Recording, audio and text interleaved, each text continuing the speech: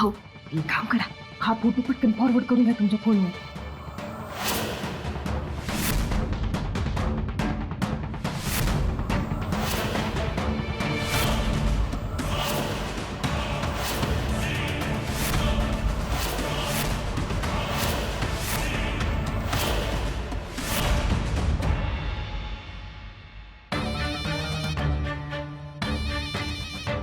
बहिणी, तुम्ही इथे काय करताय?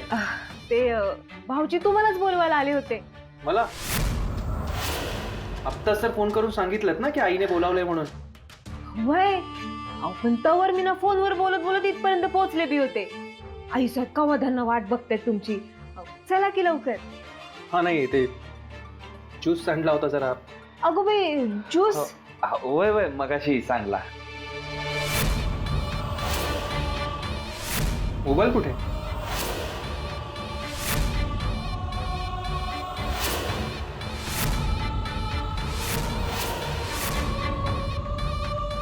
हा बघ, उशीर आली असेल बघ.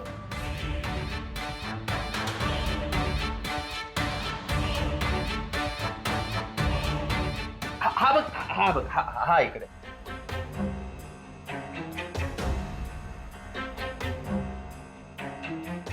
आलोच.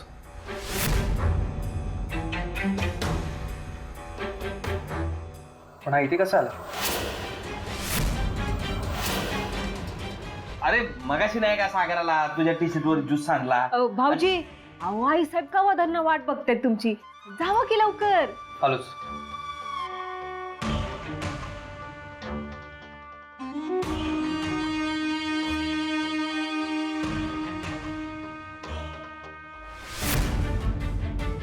हिला सोडून त्या कार्टीच्या प्रेमात कुठे पडला हा? आणि ही जेव्हा इकडे येईल तवा बुम.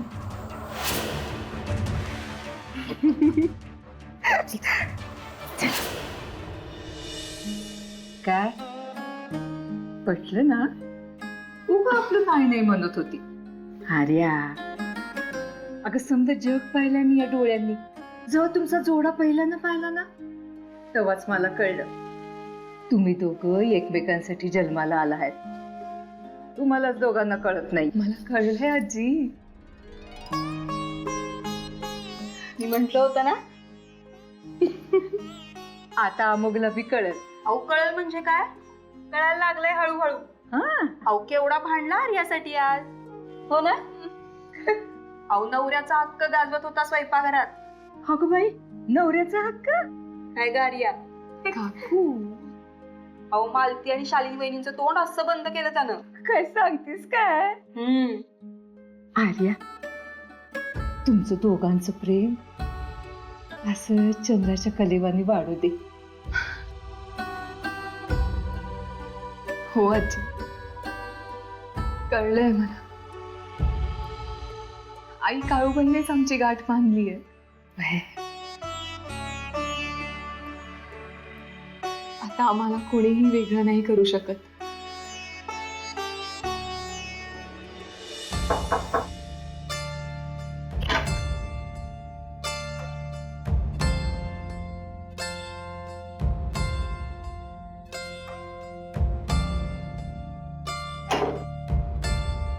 आई, बोलावलंस तुम्हाला? दादासाहेबांना तुझ्याशी बोलायचं. तुम्ही जे काही वाटताय ते बरोबर नाही युवराज. म्हणजे? सॉरी दादासाहेब, पण मला नाही वाटत मी काही चुकीचं वागलो. तेच म्हणायचंय आम्हाला. आजपर्यंत कधी तुम्ही पाटील घराण्याची मर्यादा ओलांडली नाहीत. म्हणजे जेव्हापासून ती पोरगी आली ना, तुम्ही घरच्यांच्या विरोधात वागायला लागलाय. गुरुजींच्या स्थानावर तुम्ही जे काही वागलात, जे काही तिकडं केलं ना, ते म्हणजे डोक्यावरनं पाणी. आम्ही तिकडे पोचलो, सगळं सांभाळून घेतलं म्हणून वेळीच निभावलं. पण आजकाल तुम्ही तर एक एक पाऊल पुढे जायला लागलाय. म्हणजे स्वयंपाकघर हा तुमच्या आई साहेबांचा मामला, पण त्यांना डावलून तुम्ही त्या पोरीसाठी स्वयंपाकघर खुलं केलं.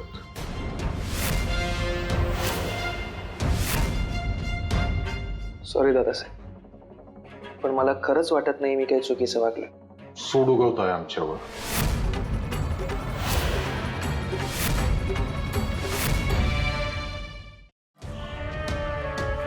तुमच्या मनाविरुद्ध आम्ही लगीन लावलं, धडा शिकवताय आम्हाला. गुरुजींच्या इथे आम्हाला कमीपणा आणून आणि घरच्यांसमोर आईसाहेबांना. नाही दादासाहेब, मी असं का करेन? त्या पोरीच्या प्रेमापोटी. काय म्हणायचंय काय तुम्हाला? आम्हाला एवढंच म्हणायचंय की आम्हाला धडा शिकवण्यासाठी त्या पोरीवर प्रेम असल्याचं आव्हान नका तुम्ही. तुमचं एका दुसऱ्या पोरीवर प्रेम आहे ठाव आहे आम्हासने. सईवर.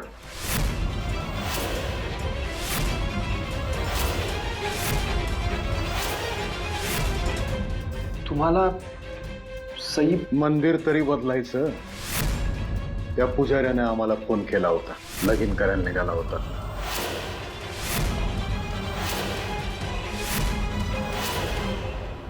कसं आहे ना युवराज, आर्याबरोबर तुमचं जे लगीन झालं ना ते नाईलाजा पोटी झालंय. तुम्ही सुखी नाही आहात हे आम्हासनी ठाव आहे. गुरुजींनी जशी तुमची गाठ बांधली तशी योग्य वेळ येताच ते सोडवतील देखील. या औपचारिक लग्नाचं टेन्शन तुम्ही घेऊ नका. प्रेम आहे ना सईवर, मग पुण्यांदा तुम्ही संबंध जोडा, वाढवा. आम्ही आणि तुमच्या आई साहेब मध्ये येणार नाही. काय हो सरकार? अहो शेवटी तुमच्या सुखातच आमचं सुख आहे. तुम्ही जे काही कराल ते आमच्यासाठी फायनल असेल.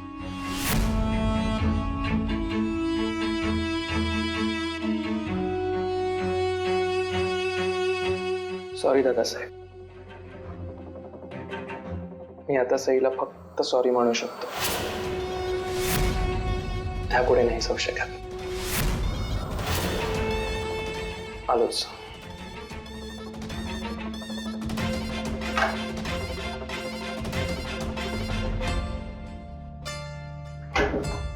हो बघितलं का, पुढे जाता येणार नाही असं म्हणला.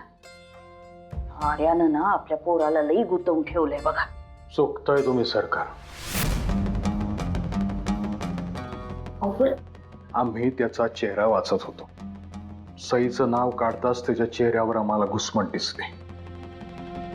हे बी खरं आहे की सईला दगा दिल्याचं दुःख त्याच्या मनात कुठेतरी आहे. हीच आठवण आपण जिवंत ठेवायची सरकार, तरच अमोघ आर्यापासून दूर होईल. येत आहे का ध्यानात?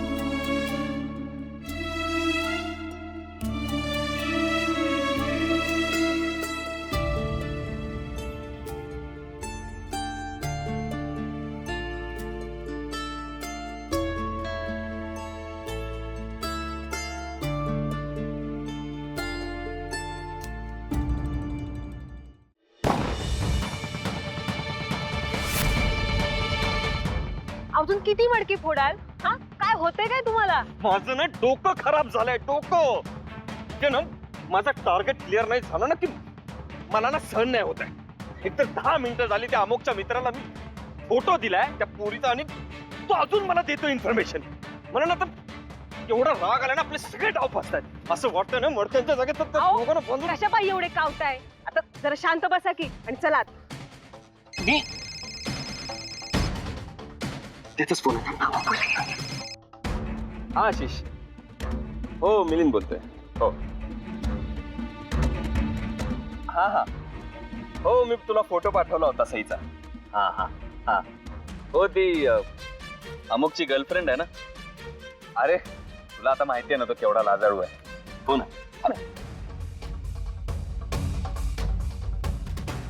हो हो, अरे मोठा भाऊ म्हणून मला पुढाकार घ्यावाच लागेल, नाही तर तो काय बोलणारच नाही. हो ना. तुला तिच्याबद्दल काय माहिती आहे का? म्हणजे काही पत्ता वगैरे तिचा माहिती आहे का? काही म्हणजे तिचा कॉन्टॅक्ट नंबर काही? अच्छा, बर बर बर. नाही नाही ठीक आहे, काय हरकत नाही. हो हो हो. हा पण मी तुला कॉन्टॅक्ट केलाय हे अमोघला सांगू नकोस. अरे त्याला सरप्राईज द्यायचंय ना म्हणून. हो हो ठीक आहे, बाय बाय. अहो, काय म्हणाला तो? अगं तो चेन्नईला जाऊन बसलाय, त्याला काय बी माहिती नाहीये. अहो, ते समजा जाऊ दे. आता शोक करत बसायला आपला वेळ नाहीये. ऐका ना, तुम्ही एक काम करा, अमुकच्या कुठल्या तरी दुसऱ्या मित्राला कॉन्टॅक्ट करा, त्याच्याकडून काय माहिती मिळते का बघा, पण त्या सईला हुडकून काढा. हे बघा, या येळी जर आपला डाव फसला ना, तर ती आर्या आणि अमुक दोघं बी आपल्या बोऱ्या बिस्तर बांधतील आणि आपल्याला घराच्या बाहेर हाकलून देतील. तुम्हाला वाटतंय की दादासाहेब आपल्या बाजूने आहेत आणि तुम्हाला पाटलांच्या गादीवर बसवतील, तसं नाहीये. काय बी झालं ना तरी शेवटी अमुक दादासाहेबांचा पोरगा आहे, तेव्हा दादासाहेब पाटलांच्या गादीवर अमोघलाच बसवणार बघा. म्हणजे तो गादीवर आणि तुम्ही खुर्चीवर. वरून ती आर्या नावाची वाळवी आहेत खुर्ची पोखरायला. मग धड आपल्याला गादी बी नाही मिळायची आणि खुर्ची बी. उगाच काय बी बडबडू नकोस. मी असं काय बी व्हायला देणार नाहीये. मी माझे टार्गेट सोडत अहो. नाही. ते टार्गेट बिडगेटचं जाऊ द्या, आधी त्या सईला हुडका. त्यावर मी असं काहीतरी करते की ती आर्या त्या अमुकच्या नजरेतून कायमची उतरेल. आता कसं बोललीस? दोघांनी बी टार्गेट क्लिअर करायचं. पंडित, घरी गेल्यावर आराम करायचा. हॉस्पिटल मधून डिस्चार्ज मिळाला म्हणजे बरा झालाय, असं होत नाही. अच्छा, म्हणजे त्या दिवशी तुला ओरडत होतो त्याचं धुणं काढतोयस तर. ऑफकोर्स. तू आणि आर्याने पिडलंय मला खूप. गोळ्या घे, सूप पी, हे कर ते कर, हे करू नकोस ते करू नकोस. अरे त्याला का नाही आणलं सोबत?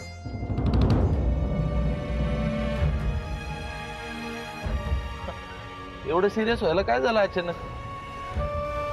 आता तर बरा होतास. पंडित, आज दादासाहेबांनी सईचा विषय काढला होता आणि काय मॅम? आणि आय रिअलाइज की गेले काही दिवस मला तिची आठवणच आली नाहीये. पण स्ट्रेंज आहे ना हे सगळं. नाही व्हायला पाहिजे असं. असं नव्हतं व्हायला पाहिजे, पण असंच होतंय ना. अम्या, सरळ आहे भावा. तुझं मन आता आर्याताईच्या प्रेमानं भरून गेलंय बस. नाही नाही, असं काही नाहीये. हा, आता गेले काही दिवस मी सतत आर्याच्या सहवासात आहे, पण प्रेम सईवर आहे. डीच नाही करू शकत मी तिला. आय नो, आर्याशी खूप छान मैत्री झाली आहे माझी, आणि बाकी सगळे तिच्याशी वाईट वागतायत म्हणून प्रोटेक्ट करतोय तिला फक्त, बस. अच्छा, सईला नाही विसरू शकत सर. प्रेम सईवरच आहे. हे सगळं तू मला सांगतोयस का स्वतःची समजूत घालतोयस? फॅक्ट सांगतो. आणि गेले काही दिवस सईच्या कॉन्टॅक्ट मध्ये नाहीये म्हणून असं झालं असेल कदाचित. एकदा का आर्याच्या आई वडिलांची विराटच्या तावडीतून सुटका झाली, त्यांची फॅमिली एक झाली की संपेल ना सगळं. आणि वाईट या गोष्टीच वाटतंय की आर्यासाठी वाईट वाटतंय, म्हणजे की तोपर्यंत तिला ह्या नात्यात राहावं लागेल.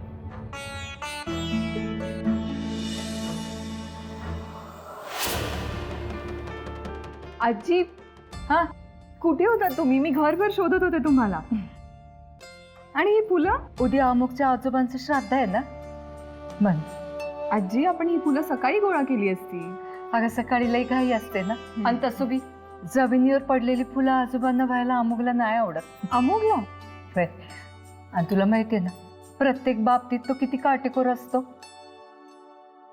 आणि तुला सांगते बघ, म्हणजे अगदी लहानपणापासून, म्हणजे कळायला लागण्यापासून, फुलं तोडण्यापासून ते पानाचे इडे करण्यापर्यंत समधी कामं ना तोच करतो बघ.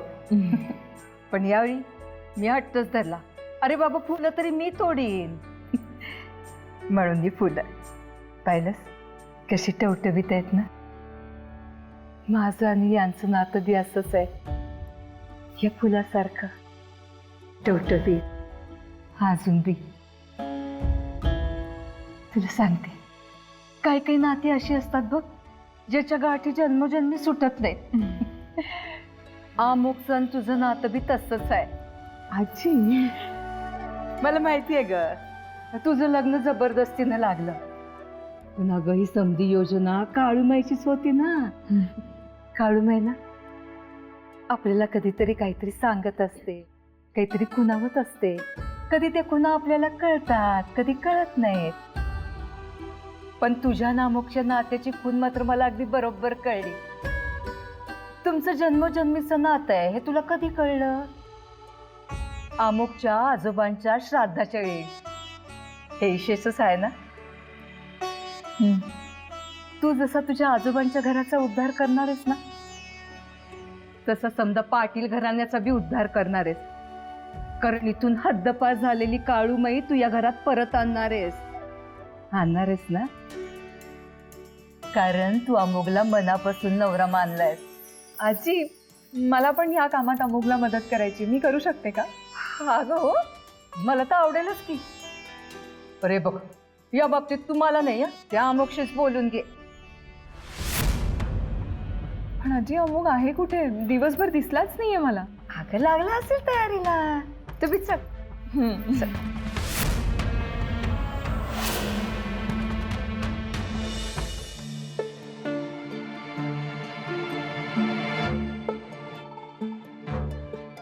काय बातमी? उद्या मोठ्या मालकांचं श्राद्ध आहे ना. दरवेळेस फक्त आजी आणि अमुकदादाच करतात समजा, पण ह्या वेळेस आर्याताई त्यासाठी अमुकदादांना मदत करणार आहेत, हेच मी ऐकले तिथं आत्ता. चांगली बातमी दिली. या.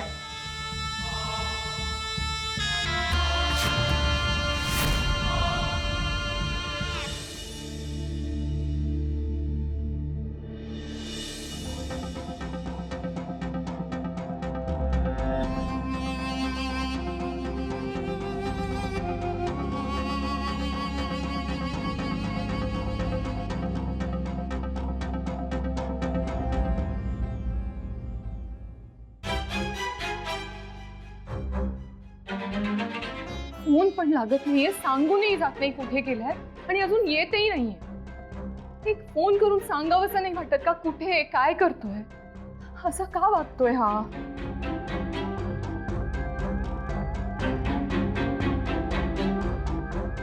किती उशीर झाला? कुठे होतास तू? तुझा फोनही लागत नाहीये. हजार विचार येऊन गेले मनात, फोन करून कळवता नाहीयेत का तुला? हो. शांत हो. अगं पंडितला सोडायला गेलो होतो घरी, आज डिस्चार्ज नाही का मिळाला त्याला? मग मला नाही सांगता आलं? मी आले असते ना पंडित दादाला भेटायला. मला तर घेऊन नाहीच गेलास तू. अरे पण घरी कोणीतरी आपली वाट बघतंय, त्याचं काळजीने काय होत असेल एवढं साधं स्ट्राईक नाही झालं तुला? अमोघ, रोज विचित्र गोष्टी घडतायत. मला खूप टेन्शन आलं होतं. कुठे असशील, काही झालं नसेल ना, कासावीस झाले होते मी. आणि